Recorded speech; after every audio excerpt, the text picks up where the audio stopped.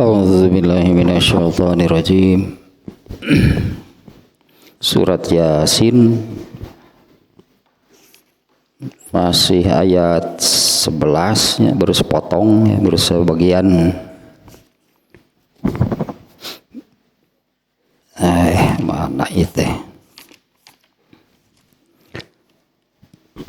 Innama tunziru manittaba'a dzikra wa khasyiya rahmana bil ghaib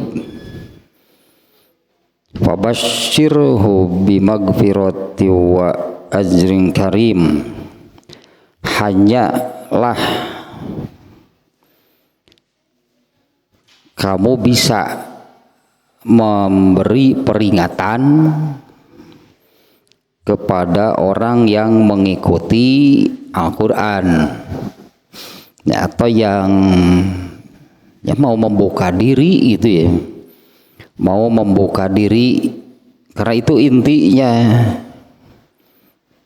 kembali kepada orangnya sendiri itu ya, ada kemauan atau tidak ya. Kalau tidak ada kemauan itu untuk membuka diri ya, seperti yang di ayat-ayat sebelumnya ya, orang-orang kafir yang sudah membulatkan tekad mau jadi kafir sampai mati ya, diberi peringatan, diingatkan, digugah bagaimanapun tetap menolak. Nah, yang bisa yang bisa menerima apabila digugah, diingatkan, diberi peringatan itu orang yang membuka diri. Kalau kebalikan dari istilah sebutan dalam bahasa Arabnya itu jumud yang ngejubleg ngejubleg gitu di starter habenagen ya, atau di babuk wae cicing gitu mah. Sampai di yang ini ya, ke wa khosya rohman, dan dua berartinya ittaba'a dzikra wa khosya rohman bil ghaib ya, dan ada gitu rasa takut, ada rasa takut kepada Allah padahal Allahnya tidak nampak, tidak terlihat gitu ya. Nah, artinya ini nih ya, kemarin sudah sampai di sana nih ya, diulas sedikit nih biar nyambung dengan lanjutannya. Nah, yaitu mereka yang takut kepada Allah itu takut apanya gitu ya, khosyya rahman gitu, takut kepada ar-rahman, kepada Allah itu takut apanya.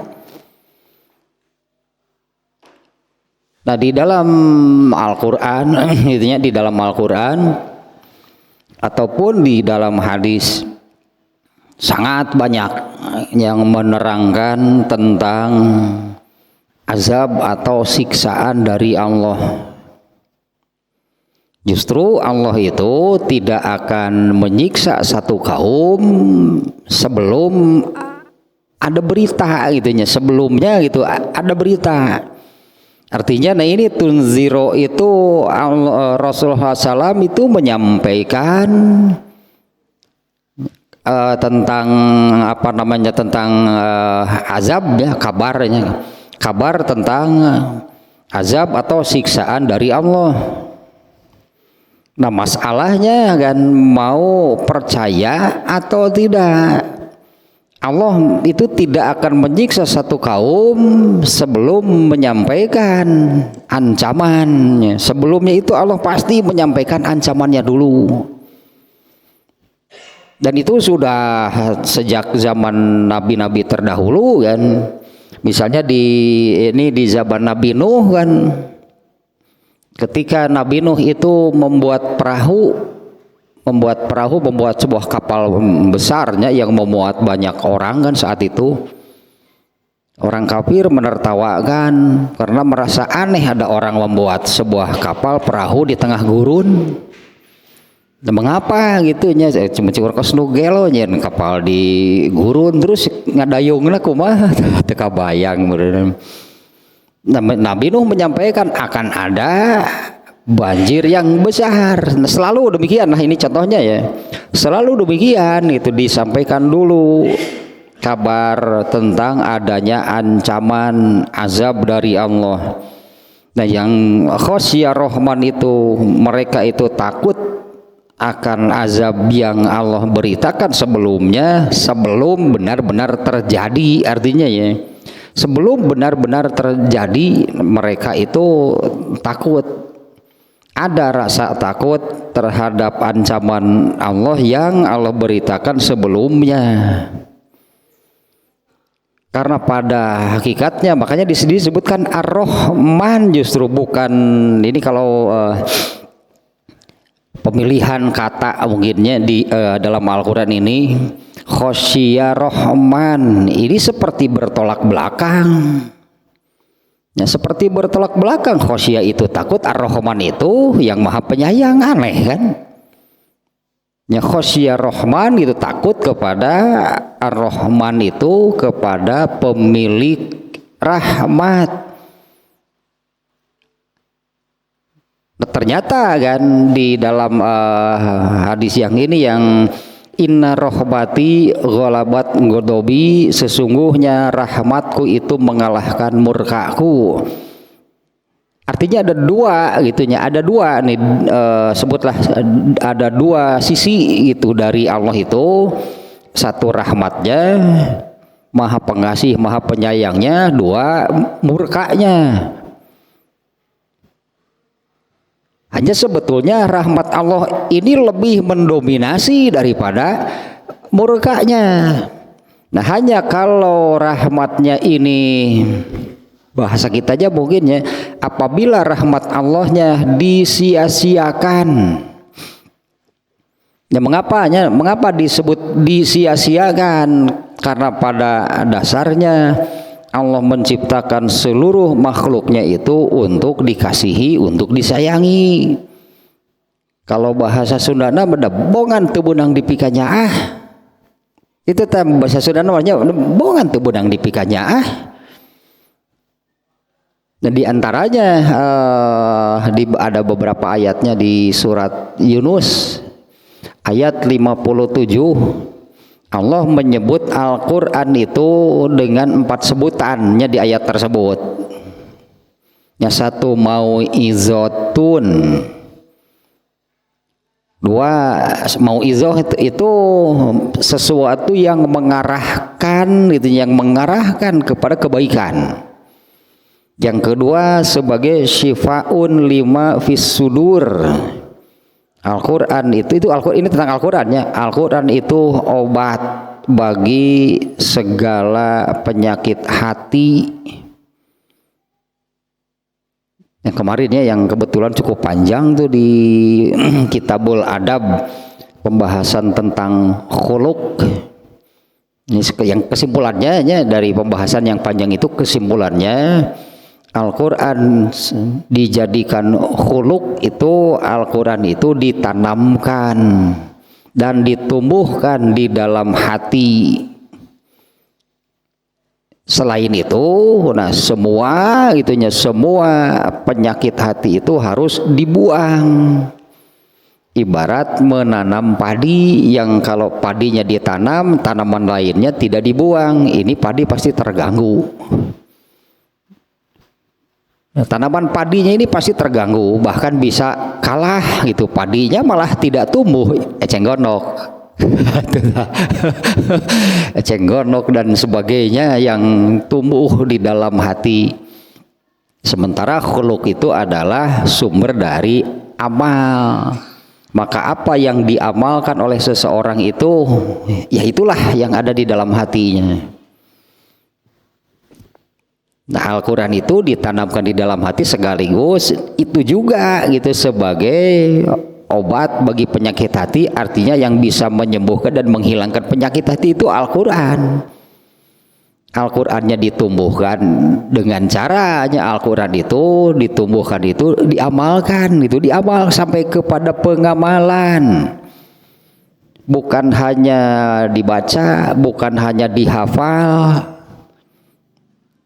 Menjamur lah sekarang ini kan di mana-mana tahfiz Quran itu nggak ada salahnya, tapi kan belum atau tidak selesai sampai di situ gitu. Yang disebut Al-Quran bukan hanya sampai dihafal, sampai diamalkan semaksimal gitulahnya, semaksimal yang kita bisa.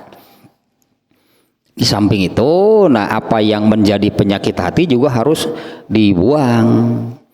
Nah yang ketiga di surat Yunus 57 itu Al-Quran itu adalah Allah menyebutnya sebagai rahmat. Nah rahmat itu ini nih dari Ar-Rahman. Artinya Allah menurunkan Al-Quran itu sebagai salah satu bentuk kasih sayang Allah kepada manusia. Di mana di dalamnya kan Al-Quran itu disebutnya kalau di Al-Baqarah di awal itu kan hudan. Inilah Allah menurunkan Al-Quran itu sebagai pegangan, pedoman, petunjuk bagi manusia. Tapi masalahnya kan yaitulah manusianya ini tulul amal manusia yang ketiga, ingin bebas, tidak mau diatur. Sehingga manusia itu kan mencari lah gitu, mencari, membuat dan menjalani lah itunya hidup dengan caranya masing-masing. Tuh benang dipikanya disebut nanti. Ya, padahal Allah menurunkan Al-Quran itu rahmatan lil alamin itu karena Allah menyayangi manusia.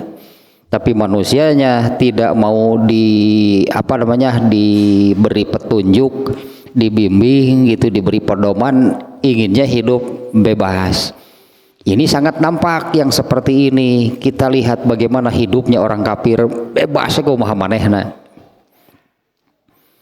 Hidupnya orang kafir itu karena jelas mereka itu kan yang menolak, mereka yang jelas-jelas menolak, mengingkari agama Islam yang Allah turunkan. Kalau kita perhatikan hidup mereka seperti apa, kumaha manehna we tambah. Itu yang oleh Rasulullah SAW disebut dungu, bahasa Indonesianya mungkinnya, yaitu orang yang manit taba hawahu wa yatamanna 'alallah. Orang yang hidupnya mengikuti kemauannya sendiri tapi dia berharap kepada Allah. Intinya dua, berharap kepada Allah, tidak dimasukkan ke neraka, dimasukkan ke surga. Itu keinginannya, itu harapannya kepada Allah. Sementara hidupnya dia itu mengikuti al-hawa, disebutnya manit taba'a hawahu wa yatamana 'alallah. Itulah orang yang dungu. Allah juga tahu manusia itu punya karakter demikian.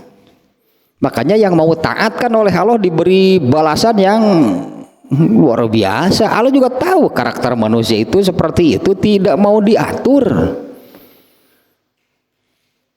Inginnya hidup bebas, padahal iya tanya ini berapa kali ini saya ulangnya, ini yang disebut tulul amal.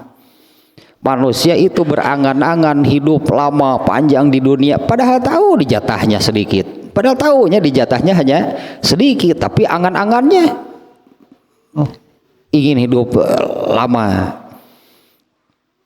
Yang kedua kan angan-angannya tentang harta digambarkan oleh Rasulullah SAW kan, kalau manusia sudah punya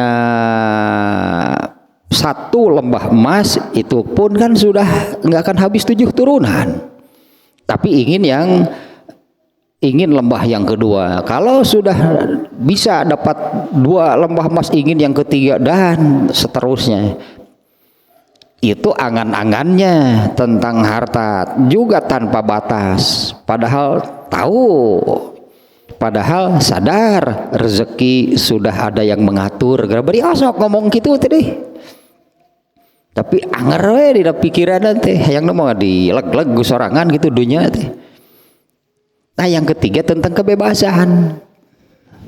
ingin hidup bebas, padahal ketiganya ini oleh Allah nanti akan dipenuhi, yaitu di dalam surga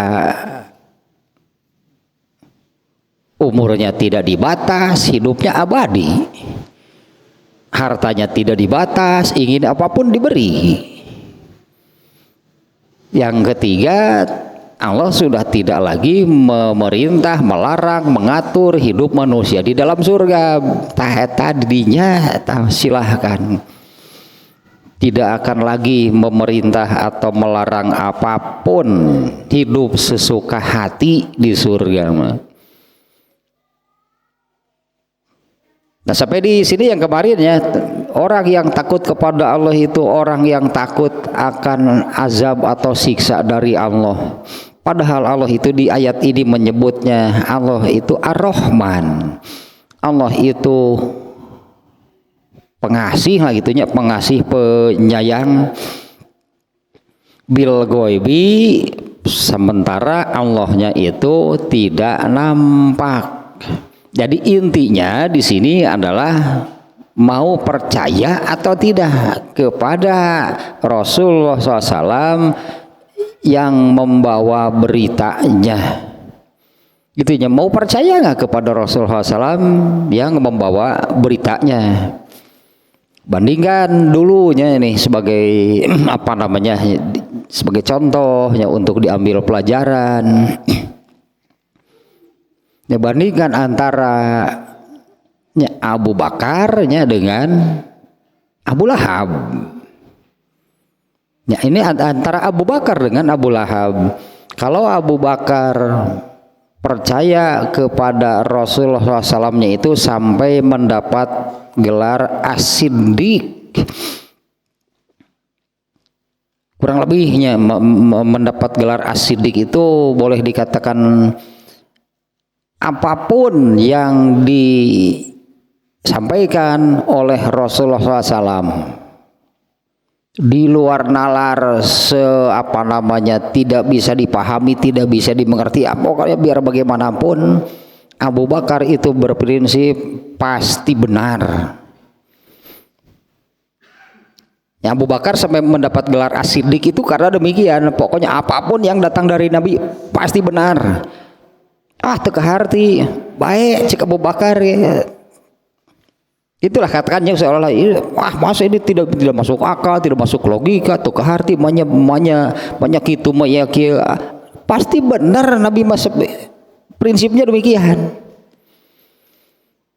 Jadi mana kan bertolak belakang ini kan dengan Abu Lahab yang asalnya memberi gelar Rasulullah Al-Amin, si jujur, terpercaya, itu Abu Lahab, katakan hanya sebagai pemimpin kaum Quraisy.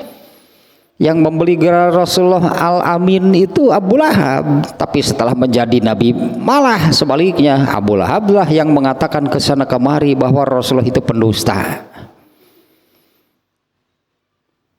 Dan akibatnya sangat jelas, gitulahnya, akibatnya sangat jelas.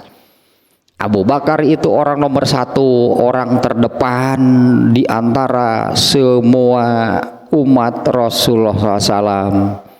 Sementara Abu Lahab yang bersikap demikian, bahkan sampai ada surat Al-Lahab yang menyatakan Abu Lahab itu celaka. Nah, masalahnya kan ya kembali dulu kepada dirinya masing-masing, itu mau membuka diri ya mau membuka diri ya itunya terhadap, ya itulah tadinya Al-Quran itu padahal Allah menyebut sebagai mau'izoh, sebagai syifaun lima fisudur, sebagai hudan dan sebagai rahmat. Allah menyebut empatnya Al-Quran itu empat macam lah gitunya. Sebagai apa sih Al-Quran? Satu mau'izoh. Ya, arti mau'izoh itu adalah yang menunjukkan, yang mengarahkan kepada yang benar, sebagai obat dari penyakit hati,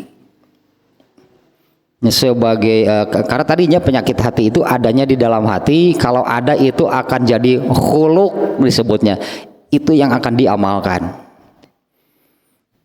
Yang ketiga sebagai hudan, yang sebagai pegangan, petunjuk, pedoman, dan yang keempat sebagai rahmat. Nah, fabasyirhu bimagfiratin wa ajrin karim. Nah, maka berilah kabar gembira. Ini bagi orang yang duanya disebut sebelumnya. Ini masih ayat ini ya, masih ayat 11.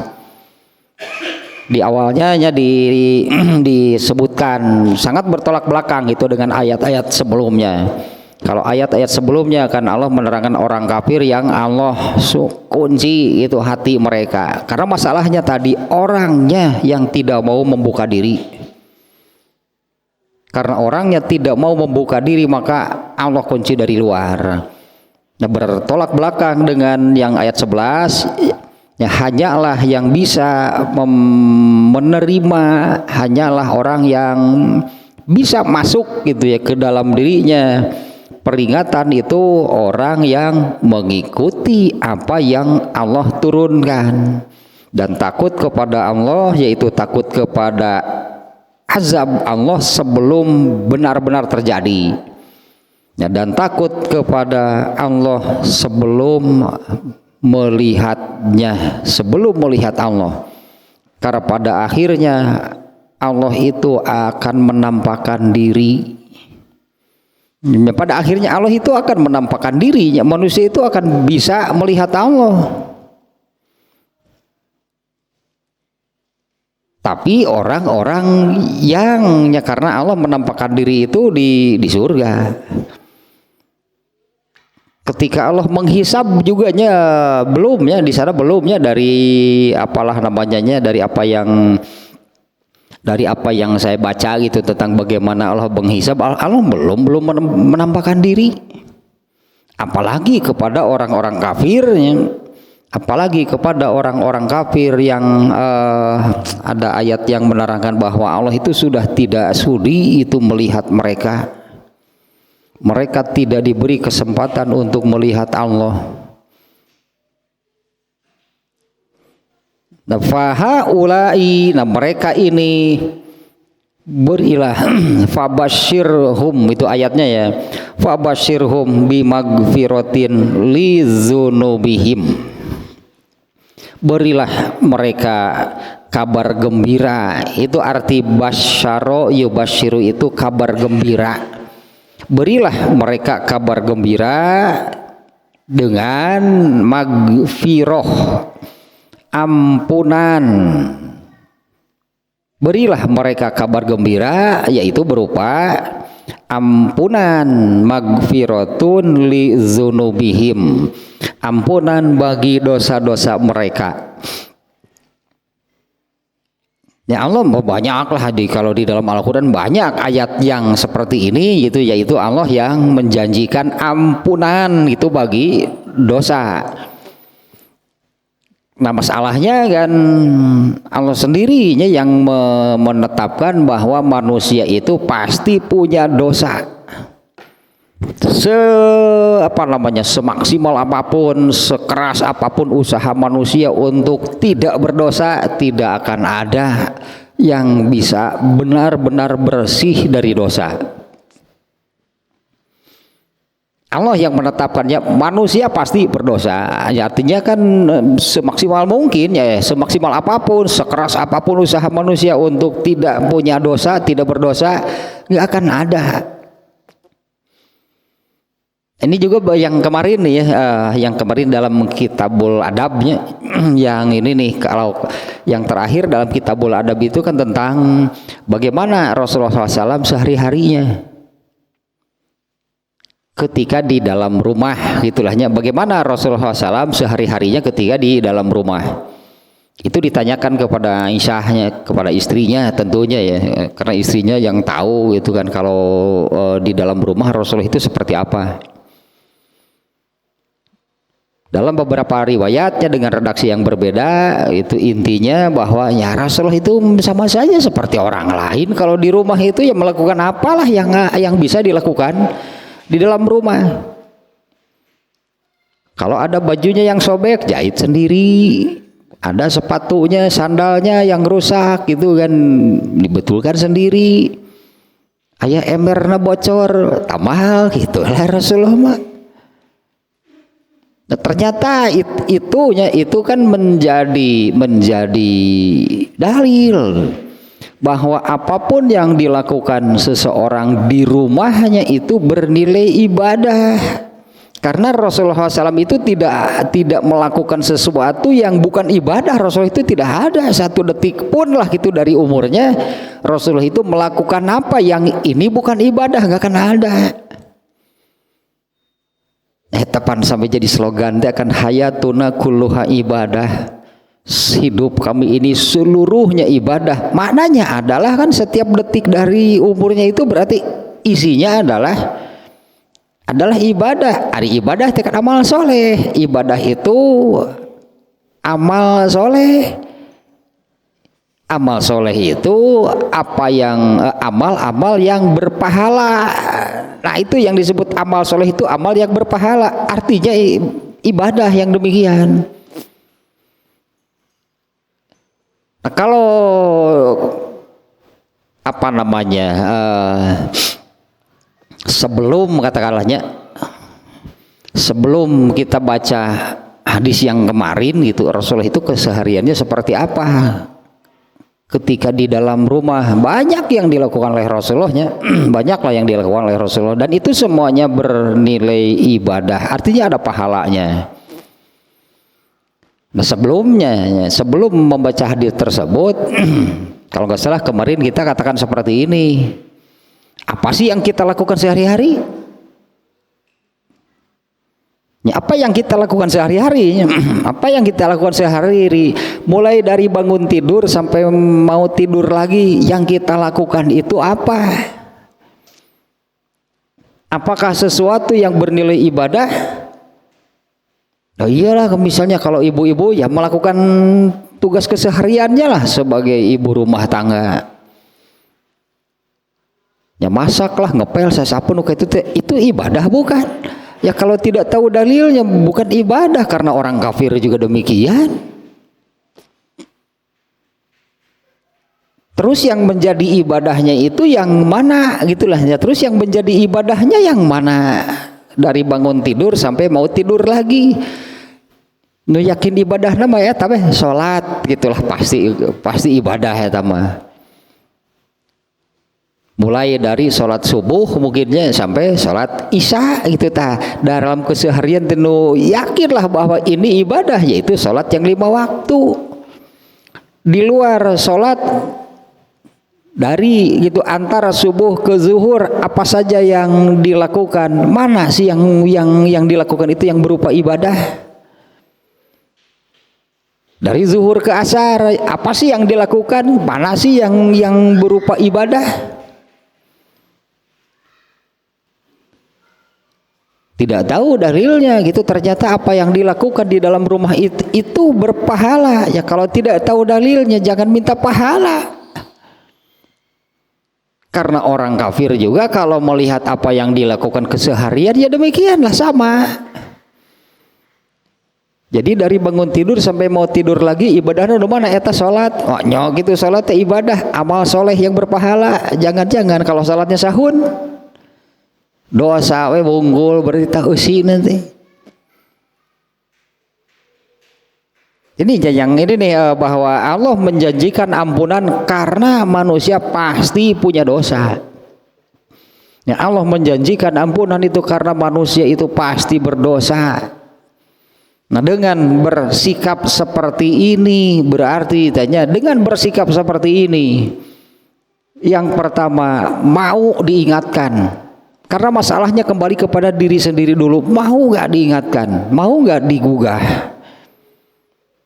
Kalau orang yang memang ada kemauan justru diingatkan itu akan berterima kasih, bukannya menutup diri seperti orang kafir. Artinya ketika diingatkan, ketika digugah, ketika dikoreksi apabila ada yang salah, mereka itu akan sangat berterima kasih karena kesalahannya dikoreksi sehingga bisa itu menjadi benar. Satu katanya itunya. Kemudian yang kedua ada rasa takut kepada Allah. Ini yang di ayat berikutnya, fabasyirhu bimagfiratin, beri kabar gembira kepada mereka, mereka akan mendapatkan ampunan dari Allah. Duanya di ayat ini yang sebelumnya. Satu itu kan ittaba'az zikro, mengikuti Al-Quran, mengikuti ajaran Islam itu yang Allah turunkan. Dan yang kedua ada rasa takut di dalam dirinya kepada, kalau di sini redaksi ayatnya kan khosyiyar rahman, yang dimaksud adalah takut akan azab Allah yang sudah Allah sampaikan, ancamannya sudah Allah sampaikan sebelumnya. Nah, dua, yang pertama mengikuti apa yang Allah turunkan, Al-Quran atau ajaran Islam. Kemudian yang kedua ada rasa takut terhadap azab atau siksa Allah yang sudah Allah sampaikan sebelumnya. Nah, dua hal ini yang di kalimat berikutnya, fabasyirhu, beri kabar gembira bagi orang yang demikian, bahwa mereka itu, bahwa orang tersebut akan mendapatkan ampunan dari Allah. Nah, padahal kan tentang ini ya, ini juga sudah berulang-ulang nih ya, tentang dosa itu, yang ini, dosa itu kotor, dosa itu noda. Ini diungkapkan oleh Rasulullah SAW dengan dalam hadis yang ini, apabila seorang hamba berdosa maka akan diberi satu titik hitam di hatinya atau di ruhnya. Jika segera bertobat, jika segera mengoreksi lah itunya, kemudian bertobat, minta ampunan, maka titik hitam, noda hitam itu akan dibersihkan. Ini oleh Allah akan, ya karena Allah yang memberi tandanya gitulah. Allah yang memberi titik hitamnya, maka noda titik hitam tersebut akan dibersihkan sehingga hati atau ruh manusianya akan kembali menjadi bening. Karena pada asalnya kan Allah menurunkan ruh manusia, diciptakan itunya, menurunkan ruh, kemudian diciptakan menjadi manusia itu, ruhnya itu dalam keadaan bersih, tidak membawa dosa bawaan, nggak ada. Tidak ada manusia yang lahir ke dunia itu hanya membawa berbekal dosa atau dosa bawaan gitu ya. Semuanya bening gitu, semuanya bersih, semuanya kinclong, glowing dan sebagainya. Bening gitu, bersih, benar-benar bersih. Nah, yang mengotorinya itu adalah apabila berbuat dosa. Ya, apabila seorang hamba berbuat dosa, maka Allah akan memberi satu titik hitam. Tapi apabila segera bertobat, minta ampunan, maka titik hitam itu oleh Allah akan dihapus dan hati atau ruhnya itu akan kembali menjadi bersih. Apabila tidak demikian, malah melakukan lagi, tambah lagi, artinya setiap kali melakukan itu akan mengakibatkan satu titik hitam gitu di hati atau ruhnya. Ari titik pan rupa-rupa di ukuran nage pancik urang Tasik mah aya nu peun segede kalapa. Wah, ieu dosa sagede naon ieu titik naon segede gitu. Itu orang Tasik nu nyebut gitu mah. Artinya penegasan geus tang dituluykeun deui sok nyebutna teh kitu peun segede kalapa. Bakatku nges-ngesan gitu, nges finish ya, tamat tapi ka dieu. Ya benar, memang demikian ya, ini untuk titik atau noda hitam yang Allah kenakan kepada hati atau ruh manusia itu tergantung dosanya, beda-beda berarti ukurannya. Itunya dosa itu kotor yang mengotori hati atau ruh manusia.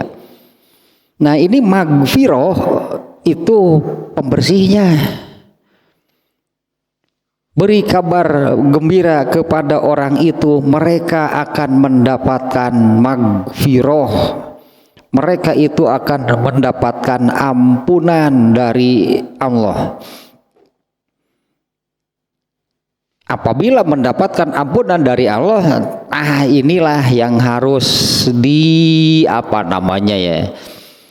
di surat apalah yang kurang lebih maknanya, barang siapa mendapatkan ampunan dari Allah itu sungguh mendapatkan sesuatu yang tak ternilai, yaitu bersih dosanya. Ya, oleh Allah itu diampuni.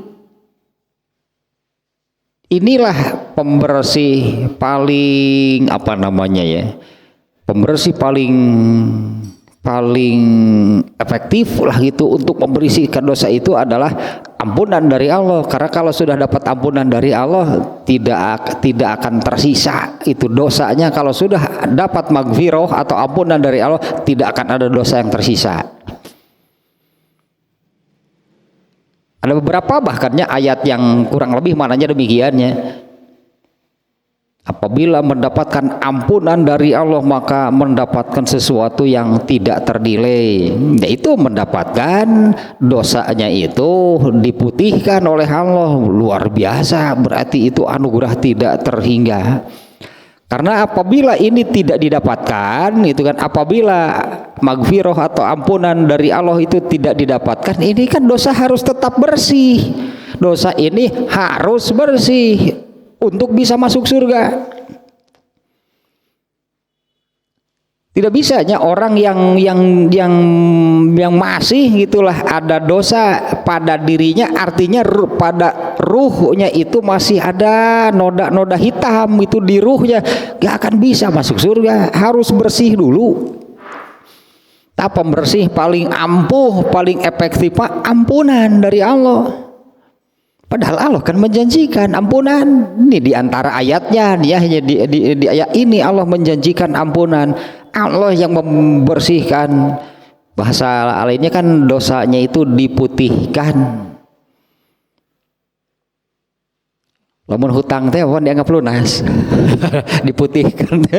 diputihkan oleh pihak bank gitu. Wah, berarti lunas hutangna, tidak ada yang perlu dibayar. Ini juga sama, tidak ada dosa yang harus dibayar dengan azab dari Allah. Apabila ampunan dari Allah tidak didapat, maka dosa itu tetap harus dibersihkan untuk masuk surga. Apabila ampunan dari Allah tidak ada, maka Allah akan menggunakan pahala yang bisa dikumpulkan oleh orang tersebut. Ampunan dari Allah tidak didapat, Allah akan membersihkan dosa itu dengan pahala. Kalau pahalanya sedikit, artinya jumlah pahalanya lebih sedikit, berarti ada dosa yang tidak akan terhapus karena penghapusnya sudah habis. Pahalanya hanya sedikit, dosanya banyak, berarti masih ada dosa yang belum bisa dibersihkan, belum bisa masuk surga berarti. Yang terakhir pembersih dosa itu adalah neraka. Tamun ku eta pasti bersih kecuali kafir. Kalau dengan neraka itu pasti bersih. Hanya akan satu titik kecil saja dibersihkan di nerakanya itu lama ternyata dan berat gitu kan. Siksaan di neraka itu lama dan berat, bahkan untuk dosa yang paling ringan, paling kecil sekalipun. Nah ini kebetulan saja nih lagi baca-baca gitunya, saya mendapati hadis seperti ini nih.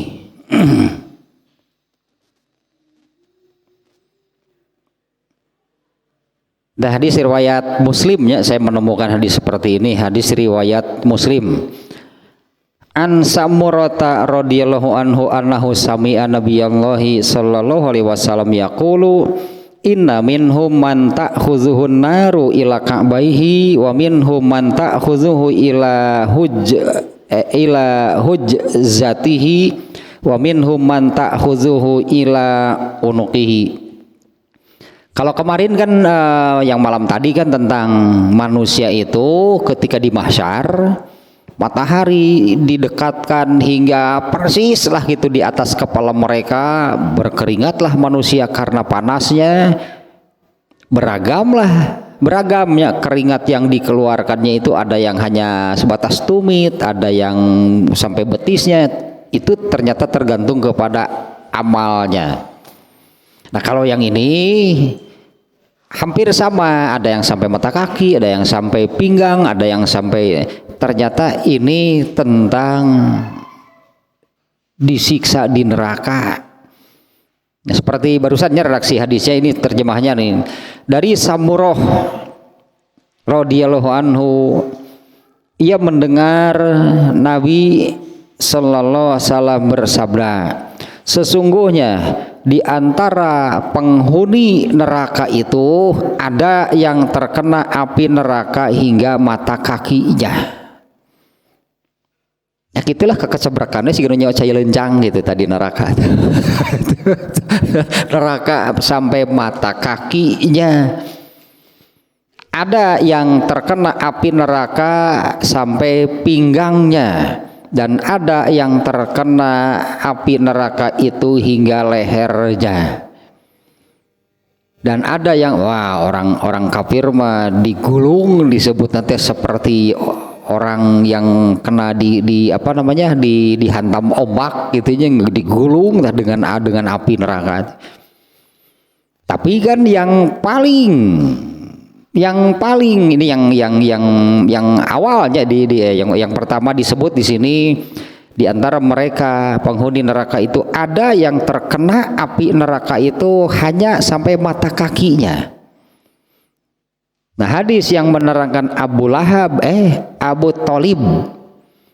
Thalib itu mati kafir, dia masuk neraka dan dinyatakan mendapatkan siksaan paling ringan, yaitu diberi alas kaki dari api hingga isi kepalanya mendidih. Ya inilah yang paling ringannya, apinya hanya sampai dampal kaki, mata kaki, tapi kan panasnya merembet hingga ubun-ubun, berarti tetap saja akan kena gitu kan oleh api neraka itu dari ujung rambut sampai sebetulnya apa istilahnya, dari ujung rambut sampai kaki, tetap seluruhnya akan kena gitulahnya oleh panasnya api neraka. Ini ada hadis yang demikian ya. Di antara penghuni neraka itu ada yang terkena api neraka itu hingga mata kakinya, ada yang sampai pinggang, ada juga yang sampai lehernya. Nah inilah pembersih terakhir untuk ruh ya, karena ruh itu harus bersih. Apabila masuk surga itu harus dalam keadaan bersih. Itu yang diminta oleh Nabi Ibrahim, jangan hinakan aku pada waktu seluruh manusia dibangkitkan. Yang tidak dihinakan, yang selamat dari azab Allah itu adalah orang yang man atallaha biqalbin salim, yaitu orang yang datang itu menghadap kepada Allah itu dengan hati atau ruh yang bersih. Tah ieu teh Allah menjanjikan di pembersihnya. Ya Allah menjanjikan pembersihnya. Allah menetapkan manusia pasti berdosa itu bukan pasti kena azab. Ya Allah menetapkan manusia sebagai makhluk yang berdosa itu bukan dipastikan kena azab karena dosanya, bukan. Allah menetapkan manusia pasti berdosa. Di samping itu Allah juga menyediakan ampunan tanpa batas untuk dosa tersebut. Kalau manusia itu protes kepada Allah karena ditetapkan sebagai makhluk yang berdosa, Allah mengancam, aku ganti manusia dengan makhluk jenis lain yang mau ditetapkan demikian. Nah, masalahnya manusia itunya ditetapkan sebagai makhluk yang berdosa, protes. Ada juga yang kebablasan, ya kan, ya mana ada manusia yang tidak berdosa, jadinya dengan ringan dan mudahnya untuk berbuat dosa dengan dalih demikian. Ya mana ada manusia yang tidak berdosa, makanya ya marilah kita berdosa. Ini manusia berarti seolah-olah demikian. Padahal kan bukan demikian tentunya maksudnya ya. Ini di awalnya artinya Allah menyediakan ampunan itu bagi yang siapa? Bagi yang takut akan azab Allah. Orang yang takut akan azab Allah pasti akan menghindari perbuatan dosa semaksimal mungkin, sekuat tenaga. Pada anak meskipun kan tadinya dengan sekuat tenaga semaksimal mungkin, berusaha keras sehebat apapun manusia menghindari perbuatan dosa, tetap ada. Ini kembali ke yang tadinya, kalau kita ingat gitu, apa sih yang kita amalkan sehari-hari yang jadi dosanya yang mana? Coba darah rasa anu mana sih dosana? Apabila tidak jelas-jelas gitu melakukan perbuatan yang dinyatakan sebagai perbuatan dosa. Karena ada kan disebutnya ada dosa yang terasa, ada yang tidak terasa. Maksud yang terasa itu adalah yang kita sadar bahwa ini perbuatan dosa dan dengan sengaja kita lakukan. Nah, itu dosa yang terasa, berarti ya kita sendiri tahu itu dosa. Ada dosa yang tidak terasa, artinya kita tidak tahu itu ternyata bahwa kita itu sudah melakukan perbuatan dosa. Nah, kalau dalam kesehariannya tadilah sebutnya kita ini mulai dari bangun tidur sampai mau tidur lagi, yang jelas-jelas merupakan perbuatan dosa itu tidak kita lakukan. Nah, sementara jangankan kita lah, Abu Bakar sendiri kan merasa mengakui karena yang bersih 100% bersih dari dosa itu hanya Rasulullah. Sehingga kan tadi kan Rasulullah itu kan seluruh detik umurnya itu nggak akan ada yang tidak ada yang bukan amal soleh. Abu Bakar saja ketakutan karena tetap saya ini bukan nabi, saya pasti punya dosa.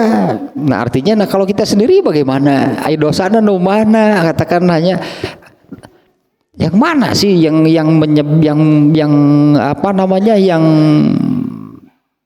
ya dosa lah gitunya, yang merupakan perbuatan dosa itu dari apa yang kita amalkan mulai dari bangun tidur sampai mau tidur lagi.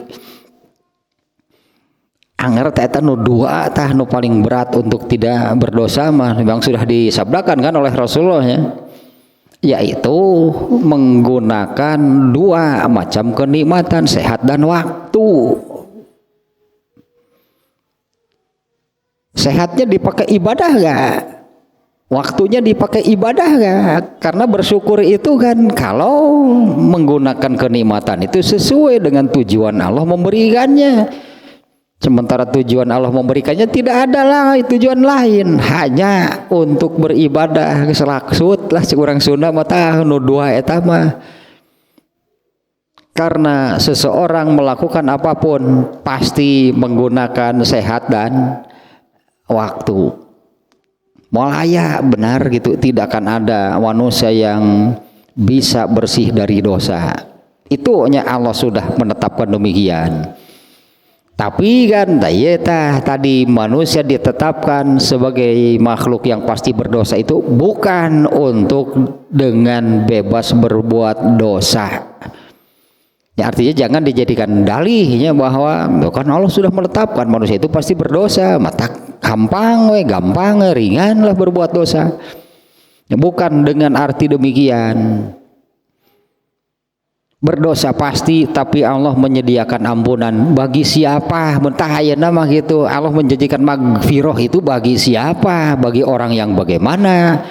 Menurut ayat ini saja nih ya.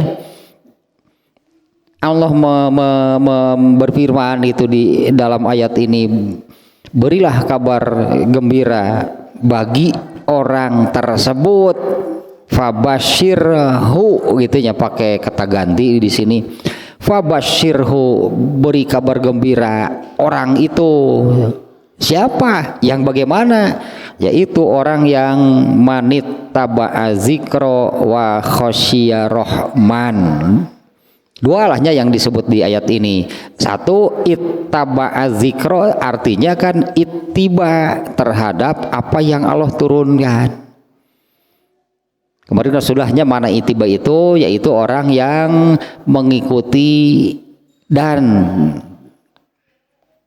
mengikutinya itu disertai dengan kepahamannya, bukan taklid gitulah, bukan hanya ikut-ikutan, tapi mengikuti itunya disertai dengan kepahamannya. Kemudian yang kedua, yang disebut khosyah rahman teh, takut akan siksa Allah, takut akan azab Allah. Rasa takut itu muncul ketika Allah memberikan ancaman. Jadi takut kepada azab Allah sebelum benar-benar terjadi. Karena Allah pasti memberikan peringatan, Allah memberikan ancaman sebelumnya, sebelum benar-benar menimpakan azab. Nah ini nih ya, fabashirhu bimagfiratin, satu itu yang Allah janjikan nih di ayat ini, akan diberi ampunan. Dan inilah disebutlahnya, inilah pembersih dosa paling efektif. Kalau Allah sudah mengampuni, semuanya pasti diampuni. Kalau tidak diampuni oleh Allah, nah eta tinggal kalau kata Umar bin Khattab itu kan, Umar bin Khattab yang memberi nasihat lahnya, memerintahkan, hasibu alfusakum qabla an tuhasabu, hisablah diri kamu sendiri sebelum kalian dihisab. Artinya hitung sendiri menurut kamu sendiri, katakanlah ya, dari jumlah sebutlahnya, hitunglah sendiri jumlah amal soleh dengan jumlah dosa, menurut kamu sendiri lebih banyak yang mana. Itu ya, hasibu anfusakum teh, coba hitung sendiri. Nah, kurang lebih beginilah ininya ya, memahaminya ya. Andai kita mati hari ini, menurut kita ini masuk surga, masuk neraka. Ya, andai umur kita itu sampai hari ini, menurut kita itu nanti kita ke surga atau ke neraka? Ya, yang tahu terhadap amal diri kita siapa? Batur bol apalin. Makanya hasibu anfusakum, hisablah diri kamu sendiri. Artinya sampai hari inilah, katakannya sampai hari ini itu menurut kita dengan apa yang sudah kita amalkan,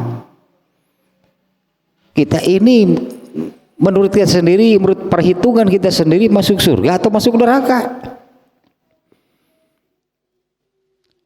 Sementara kan kondisinya, kalau bagi manusia nih ya, kondisinya bagi manusia itu kalau dosa sudah pasti.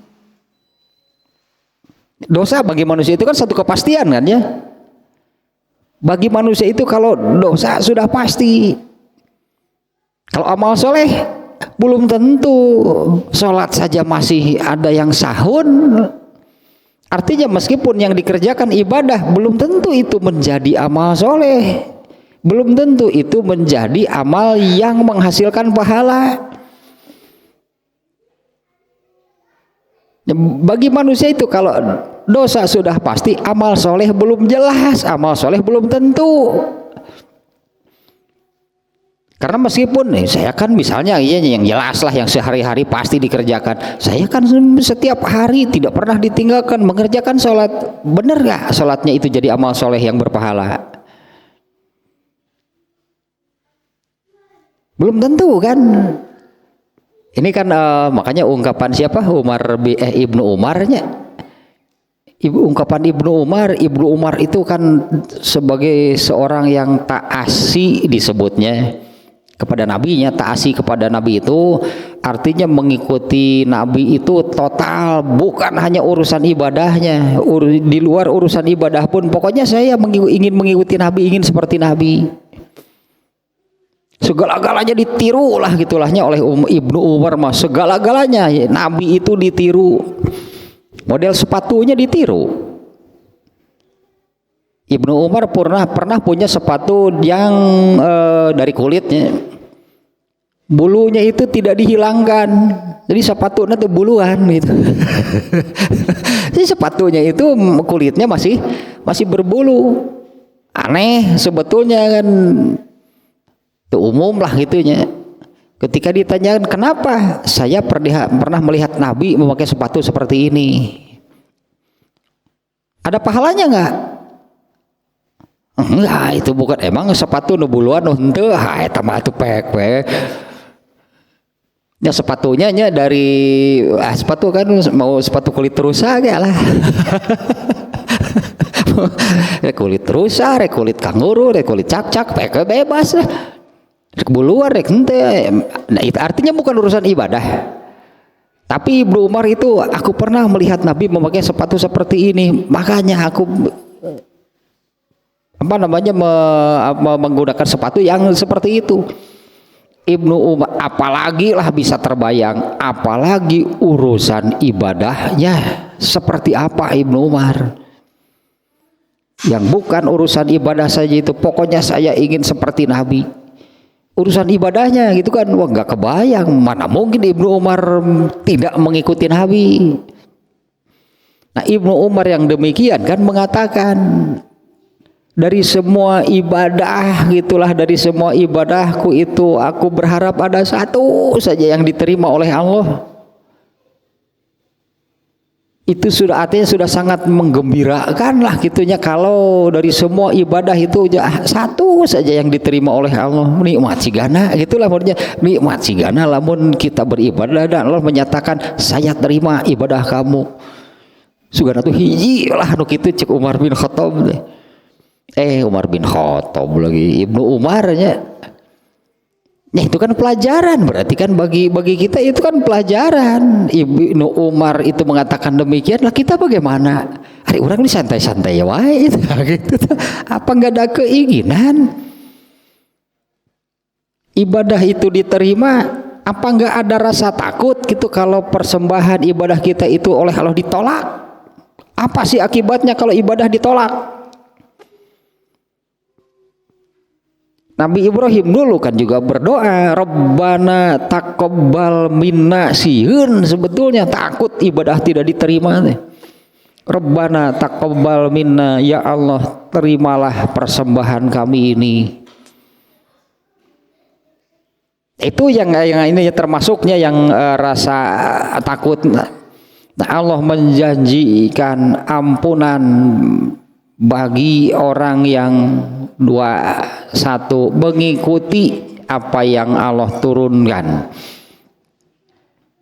Itu juga dulu kan ini yang di surat ada 3 ada 4 gitunya ayat yang seperti ini. Ini yang dikatakan kepada orang-orang kafir. Itu di surat Al-Baqarah 170, surat Al-Maidah ayat 4 kalau nggak salahnya, dan satu lagi surat Luqman ayat 21. Wa iza qila lahumut tabi'u ma anzalallah, apabila dikatakan kepada mereka ikutilah apa yang Allah turunkan, tayatah ittaba'az zikra, tanya mengikuti apa yang Allah turunkan, yaitu agama Islam. Jadi az-zikro di sini itu adalah Al-Qur'an gitu kan, garis miring Islam. Apabila dikatakan kepada mereka ikutilah apa yang Allah turunkan, mereka mengatakan balnat tabi'u ma wajadna alaihi aba'ana. Tidak, sekali-kali kami hanya akan mengikuti apa yang kami dapatkan dari leluhur kami. Itu taklid. Kalau terhadap az-zikro itu bukan taklid. Makanya kemarinnya ittaba az-zikra itu mengikuti apa yang Allah turunkan, mengikuti agama Islam, mengikuti itu disertai dengan kepahamannya. Karena taklid itu di dalam Islam juga tidak boleh, karena taklid itu perbuatan orang-orang jahiliyah. Taklid itu kelakuan orang jahiliyah, kelakuan orang kafir. Mereka itu ikut mengikuti tanpa paham apa-apa. Artinya kan orang Islam berarti harus memahami ajaran Islam, kemudian mengikuti disertai dengan kepahamannya. Nah, ini yang berarti yang Allah janjikan, beri kabar gembira bagi orang tersebut dengan ampunan. Ya, karena masalahnya itu kan manusia itu pasti berdosa. Allah yang menetapkan demikian, tapi di samping itu Allah menyediakan ampunan tanpa batas. Ya, kalau nggak salah pernah saya katakan seperti ini, andai seluruh manusia ini berbuat dosa sebesar dosa yang bisa dilakukan oleh semuanya, artinya setiap manusia ininya berbuat dosa dengan sebesar-besar dosa yang bisa mereka lakukan, bukan satu dua orang, seluruh manusia berbuat demikian, ampunan dari Allah tetap lebih banyak. Ampunan dari Allah itu tetap lebih luas. Semuanya masih kebagian apabila seluruh manusia minta ampunan kepada Allah, ada, nggak akan kehabisan. Tapi kan inilah, anggaplah ini kriteria di antara sebutlah, inilah kriteria, ini ayat ini menerangkannya. Inilah kriteria orang yang akan mendapatkan ampunan dari Allah, yaitu ittaba'a dzikra wa khasyiya rahman. Allah menjanjikan beri kabar gembira orang itu dengan, yaitu berupa ampunan dari Allah. Nah, sementara ampunan itu adalah pembersih dosa paling efektif, habis semuanya kalau sudah diampuni oleh Allah. Ya, dosa itu artinya habis, hilang, bersih apabila mendapatkan ampunan dari Allah. Karena kalau ini tidak didapatkan, tadi hasibu anfusakum, coba hitung sendiri jumlah amal soleh kamu itu cukup nggak untuk menghapus dosa kamu? Nah gitu, hasibu anfusakum, coba hitung sendiri. Amal soleh yang kamu miliki itu cukup gak untuk menghapus dosa yang kamu miliki?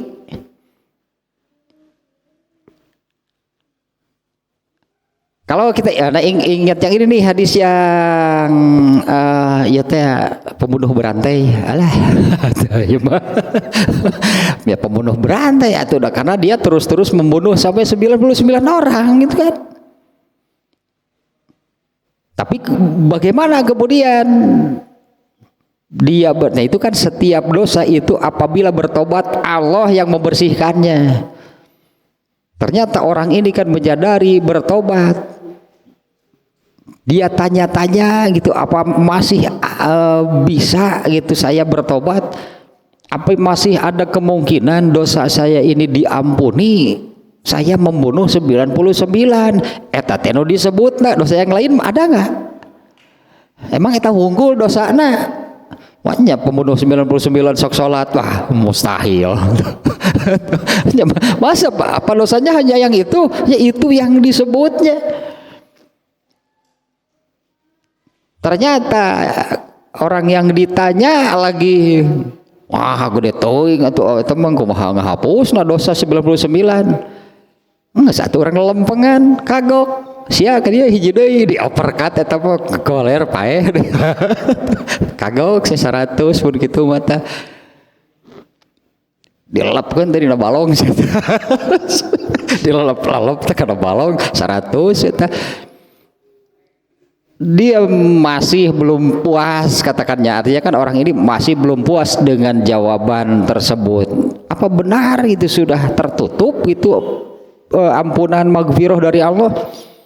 Ternyata ketika bertanya kepada seseorang, nah itu tadi jawabannya sebetulnya kan sebesar apapun dosa yang dilakukan oleh seluruh manusia, ampunan dari Allah itu jauh lebih luas, tidak ada yang tidak diampuni.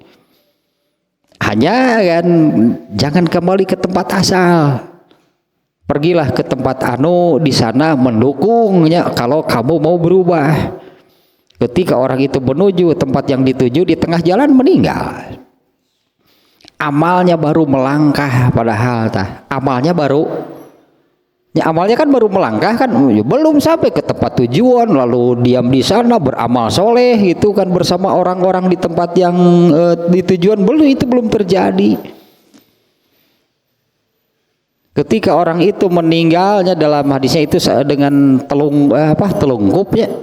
telungkup di tengah padang pasir itu karena masih di perjalanan.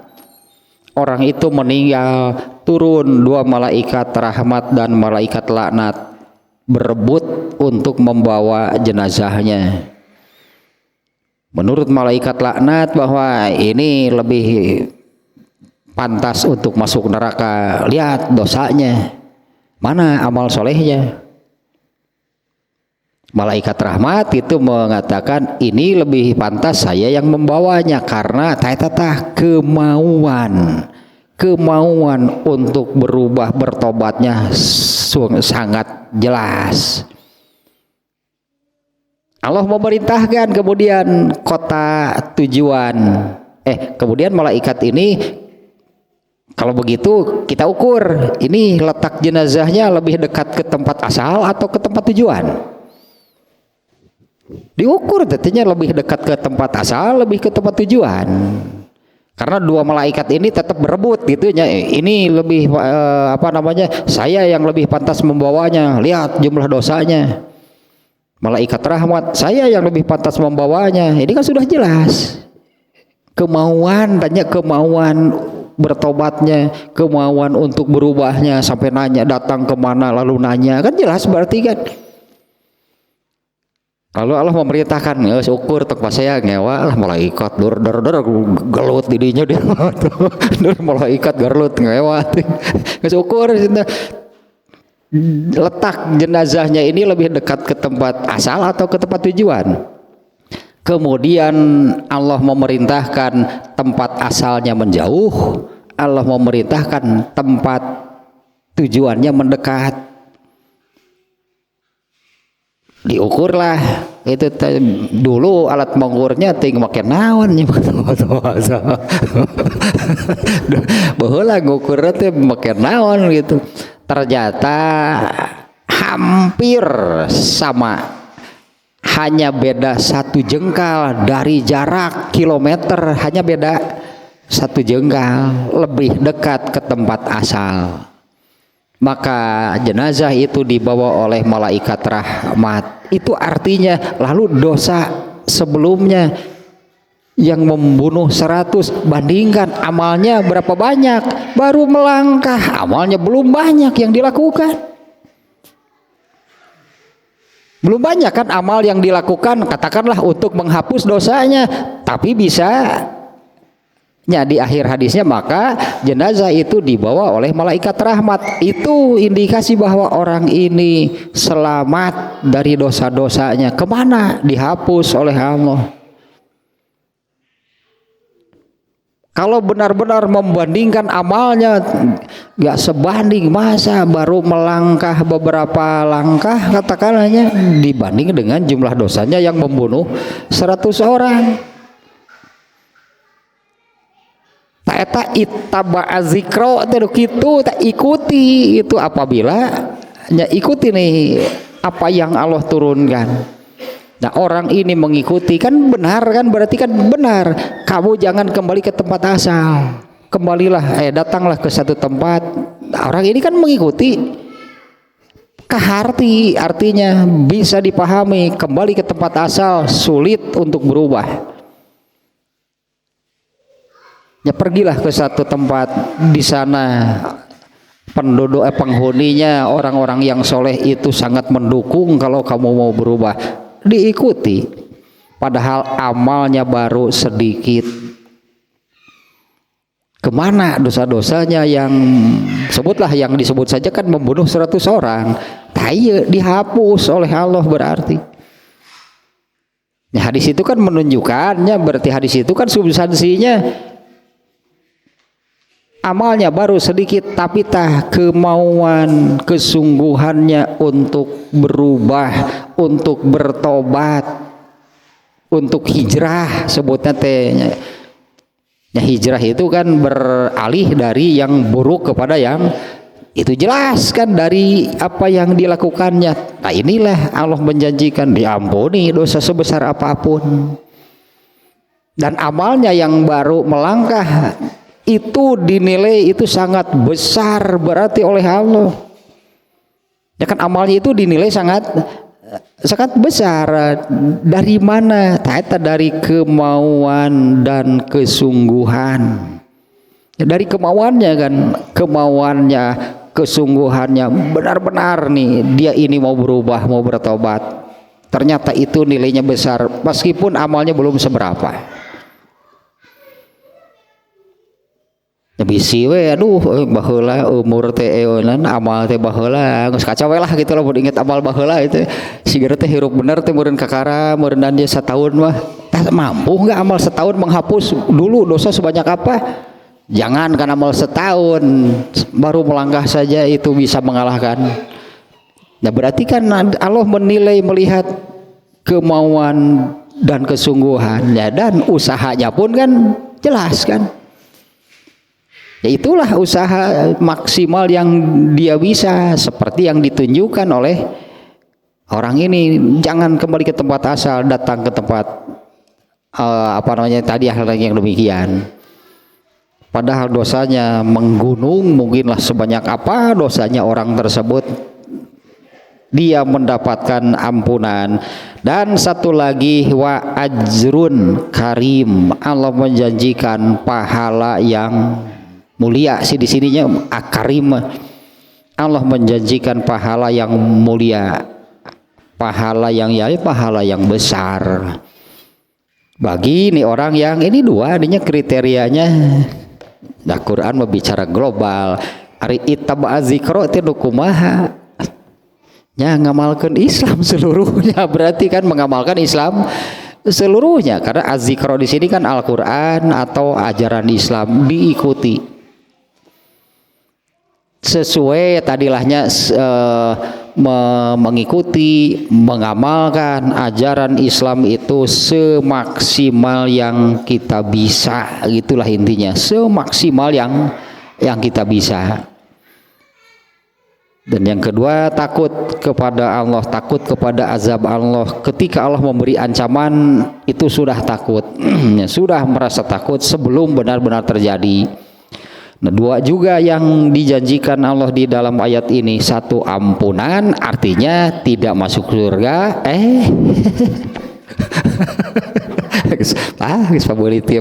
Sampai ya gara-gara pasti tidak dimasukkan neraka, karena kan diampuni tadi kan berarti diputihkan, dibersihkan.